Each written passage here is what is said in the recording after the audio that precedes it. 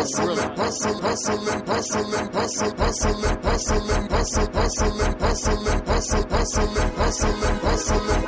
money, yeah. Get money, yeah. Get money, yeah. Get money, yeah. This for my old school chef.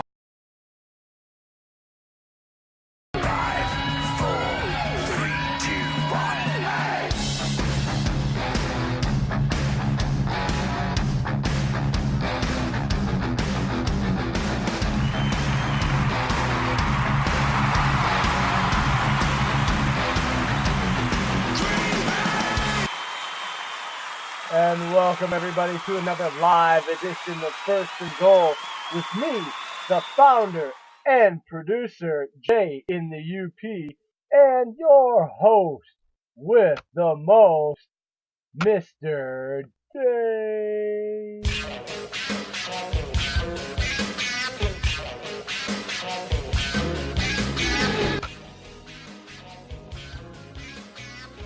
Oh, we are doing wonderful tonight. A little NWO entrance music there for Dave to get his spirits high. Oh yeah, I can see the Hulkster right now. I'm doing the old flex. I'm doing the old flex and point. The Scott Hall flex and point to Big Sexy right now.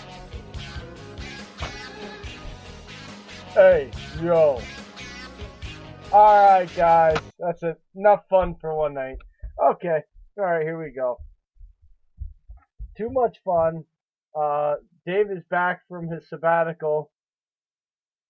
Alright, we are going to get right on it because Dave is on it. He wants to hear the news updates. So let's get right to news updates.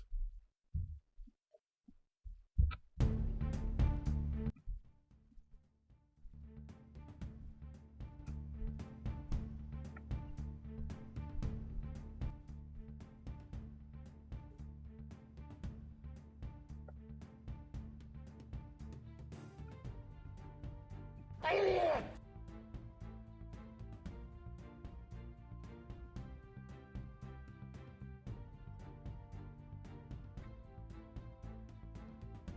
Last year that made you look really damn good. Dak is decent to good. Dave? He's just not a yes. Dave. You're going to hate me. You got to start over because I didn't unmute your mic there. It's my bad, live radio, my bad. So you know what? I'm replaying the NWO music for you, and here we go. Our host with the most, Dave, and his NWO entrance music. Now you can say hi, Dave, because people can actually hear you because I unmuted your mic. There you go, Dave. Oh, hey. So I'm not just talking to myself. Oh, my God, guys, I'm here. I'm alive. I'm here. Wow, wow, wow, wow, wow, wow. It is great to be here, folks. Now, I'm giving myself the big...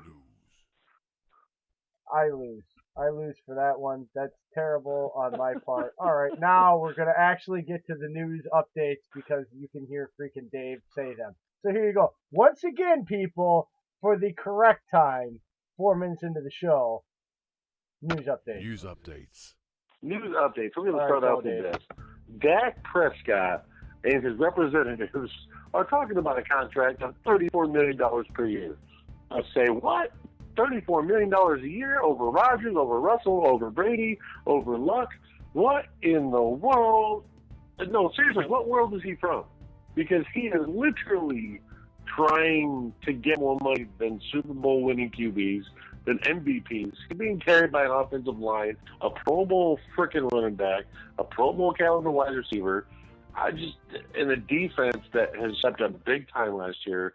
I'm sorry. If Cowboys give Dak that money, they're going to risk not keeping Zeke next year or Mike Cooper, and they're going to keep a QB that can barely get them into the playoffs, if that.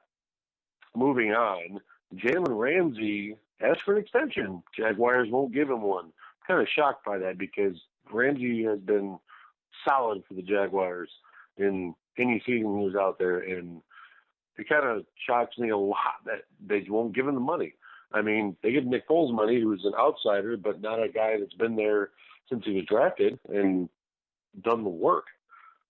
That's just silly to me.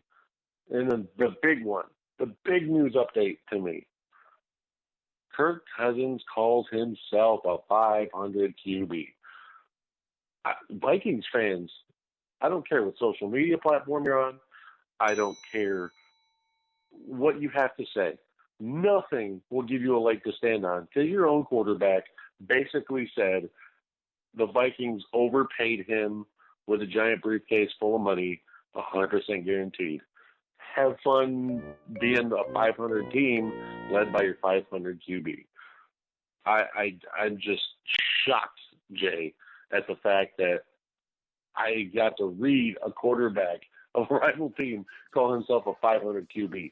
I get it. It was a career stat, but still, I mean, 9-6-1, he was only one game above 500. So, yeah, I mean, I believe it. I believed it before, but to hear him say it, Vikings fans can no longer say a damn thing. So that just made me all happy and giddy inside. Oh, God. I mean, I can't help myself now being all happy about talking about a rival like that. There's nothing more sweet than having a mediocre quarterback call himself mediocre. That is called he got 100% guaranteed. He robbed that team. $89 million. Look, I said this. Anybody that knows me or listening to me will know I've said this for a long time. He is a GM and personnel and cap manager's worst nightmare. Because in today's modern era with statistics and all that, all of his statistical numbers, his completion percentage, touchdown to interception ratio, yards per attempt, yards total yardage, touchdowns total, they're all justify the amount of money he got paid. But I tell people, if you really want to know who Kirk Cousins is, watch the final 2 minutes of the first half, the final 4 minutes of the second half in games that matter, and that will tell you all you need to know about Kirk Cousins. Week 17 against the Bears, 2018 I don't have to say anything else. Man, it's just, I can't believe the QB of that franchise came out and said it. Like, it's not like another player said it. He said it. Now all I got to hear is Matt Stafford call himself the same thing. Actually, no. He is below 500 in his win-loss record. So technically, we would need to hear, below 500 QB, guys. I'm just a stat pattern. Do you know how happy that would make me, Jay, is to hear Matt Stafford say that? Oh, my God. Anyway. Now, I know you have let me argue with you and then gotten back and turned my own argument against me on the whole Matt Stafford thing. So I'm just going to I'll do it every that. time. We're going to move to the next thing. I don't even want to do that today. Oh, God. Moving on. I got to bring this up. Go ahead. Moving on. I got to say this. Man, I get more excited about Jay and I's pick that we had in our mock draft with Darnell Savage, leading on to Devontae Adams.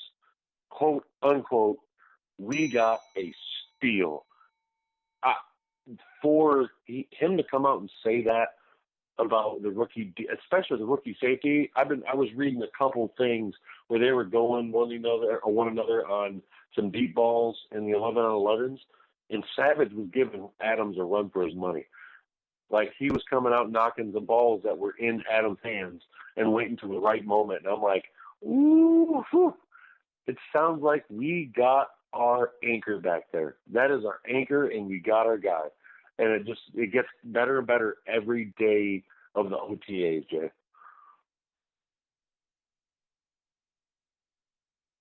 Yes, it does. It definitely does. And, hey, look, this goes back to us taking him in our mock draft in the second round, which was incredibly too low, according to what the actual Packers thought. It goes back to us defending all the people that were pissed that we should have got two players in the fourth round. Instead, we traded up for Darnell Savage. Packers for the win. It goes back to us explaining to people, yeah, Well, don't be too hard on Bruce now. There is logic to I have his to. madness overall, but at the same time, we're going to have to agree to disagree because sometimes you have to be aggressive when there's a player. That's what they did in 2009 to go get Clay Matthews, who turned this team around defensively. I believe Mm-hmm. they saw the same type of player in Darnell Savage and executed the same thing. And let's put it like this. When you compare Savage and Matthews, Savage is already making a bigger impact as a rookie than Matthews did, just to be clear. Without Well, playing Clay anything was on the so field. raw. His Clay was study, so raw, Jake. That's the problem. Right, exactly. And Savage is fine-tuned well, that's my already point. coming out. Yeah. I support your point. Yes. Oh, but yeah. I know you do. I know you do. And if we stand on the same mountain waving the same flag on this, dude is a beast. He was our highest ranked defensive back overall. And guess what? We were confirmed in our logic because even though we took him too low, he was the first overall DB drafted. And you can sit there and argue your way in circles, but there was 20 other teams that had the ability to draft a defensive back before him and didn't do it. So I don't know what else to tell you guys. And defensive backs started going off the board very quickly after him. So. Well, and that's the thing. It just needed the dominoes to fall, and I was going to be either happy with Savage or Adderley, but Savage is just going above and beyond. He's asked Mike Pettin for more defensive playbook schemes for him to read. He's gone through and connected with the other safeties and corners in the room. He went to the extent to build that camaraderie and relationship that rookies don't normally do. And Adam's full quote, I mean, I'm reading it now. He says he's going to be that guy. I can tell. We definitely got a steal. I know we got him early, but I still think that he could have gone even earlier just based on what he's doing out here. He was very undervalued in the draft the way he's playing. And that's saying something because Adam, go find me other quotes. Much like that. Exactly. Go find me other quotes from Devontae Adams speaking about any other player, even offensive players, the way he just spoke about. There's Darnell one other Savage. player he's done that for, Jay. Who would that be? Remind us. Aaron Jones. Oh, and how has Aaron Jones turned out to be according to that? A 5.5 yard per carry for career-wise and underused, and oh my God, yeah. So you would say that Adams, when he speaks about a player, his track record so far is pretty damn good, right? He is very good judge of character and of talent. I think he will be a position coach after he's done playing someday. I think he can read a player mentally, emotionally, and physically. And I can't wait for that 20 years down the road with him being a coach for like the Packers, wide receivers, or an offensive coordinator on some team. That would fully complete the Devontae Adams circle for the Packers. But that's way down the road. I'm just trying to see into the future with way down the road. I'm going to ignore that. Moving on to another receiver. Oh, my God. All right. Our quarterback will shut up about him. Oh, well, speaking of that, great transition, Dave. You're learning so good. You're welcome, boy. You just fell into my hands. You get a kudos for that one. Because guess what, Dave? We've got sound. Here's a teaser. You try to figure out who Mr. Rogers is talking about. Here he is. An extremely intelligent guy who's in the right place at the right time. He makes contested catches. He makes the plays that are there, and he does little things. Like I'm always, I'm always applauding in an overt way to let the other guys know this is how you practice. He made a catch. You guys weren't there a couple of days ago in the back of the end zone, and he made a supernatural toe drag. It's just something that a lot of guys don't do. They might just 1-2 it real quick and kind of around the back of the end zone, but he 1-2 toe drag. Just little things like that he does, I think almost innately, that separates him from a guy you might not trust as much because the guy's going to do it right. He's going to always be in the right spot. He knows what he's doing all the time and what the other guys are doing. And then when he gets a chance to make plays, he makes plays. and he does it in a super classy, understated way.